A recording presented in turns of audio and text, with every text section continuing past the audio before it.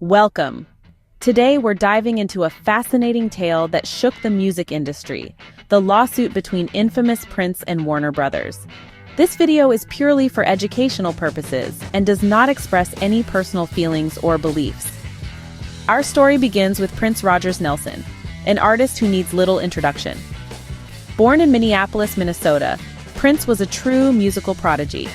He taught himself to play more than 20 different instruments and wrote his first song at the tender age of 7. His talent was evident, and his passion for music was insatiable. In the late 70s, his career took off, and the world was introduced to the man who would become an icon and forever change history. Prince's music was revolutionary. His unique blend of funk, rock, R&B, and pop, along with his flamboyant style and electrifying performances, made him a star. He was a trailblazer, pushing boundaries and redefining what it meant to be a musician. His music touched the hearts of millions, and his influence can still be felt today. In the early part of his career, Prince signed a contract with Warner Brothers Records. It seemed like a match made in heaven.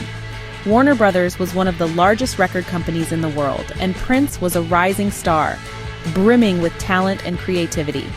Together, they released several successful albums, including Purple Rain, which is often hailed as one of the greatest albums in music history. But as time went on, things began to change. Prince started to feel constrained by the terms of his contract. He felt that Warner Brothers was exerting too much control over his music and his image. He wanted the freedom to express himself artistically, to release music when and how he wanted. This led to tension between Prince and the record company. And so, the stage was set for one of the music industry's most famous legal battles.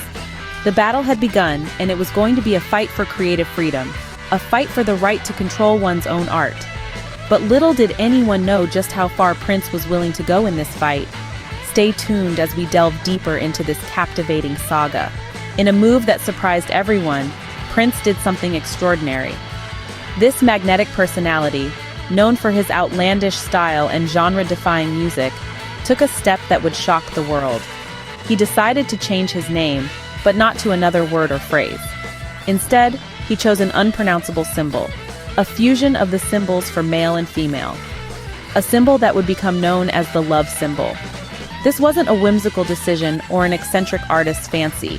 It was a calculated response to the lawsuit he was embroiled in with Warner Brothers.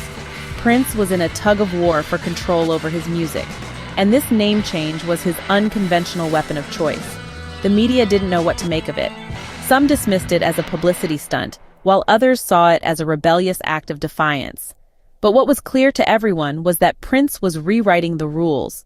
With this bold move, Prince challenged not just Warner Brothers, but the entire music industry. Now, let's delve into some intriguing facts related to this case that you might not know. First up, did you know that Prince wasn't just fighting for his rights, but for the rights of all artists? He believed that artists should own the master recordings of their music. This was a radical idea in the 90s, and it was one of the main reasons why he decided to take on Warner Brothers. His fight wasn't just about him, it was about setting a precedent for all artists in the industry. Secondly, Prince's battle with Warner Brothers led to him becoming an independent artist. And while this may have seemed like a disadvantage at the time, it actually allowed him to experiment with his music in ways that he wouldn't have been able to under a record label. It was during this period that Prince released some of his most innovative and creative work, proving that sometimes adversity can lead to artistic growth. Our third fact is that Prince used his battle with Warner Brothers to bring attention to the unfair practices within the music industry. He famously appeared in public with the word "slave" written on his face, symbolizing how he felt artists were treated by record companies. His actions sparked a conversation about artists' rights and the power dynamics within the industry, a conversation that is still ongoing today. Lastly, did you know that Prince's battle with Warner Brothers was so influential that it changed the way record contracts are written? After his case, record companies started to include clauses in their contracts that gave artists more control over their work. This was a huge win for artists everywhere and a testament to Prince's impact on the music industry. These facts shed a new light on the Prince versus Warner Brothers case, don't they? With all the legal battles and name changes, you might be wondering, what was the outcome? Well, following the lawsuit, Prince's career took an interesting turn. He released several albums independently, giving him the creative freedom he so passionately fought for.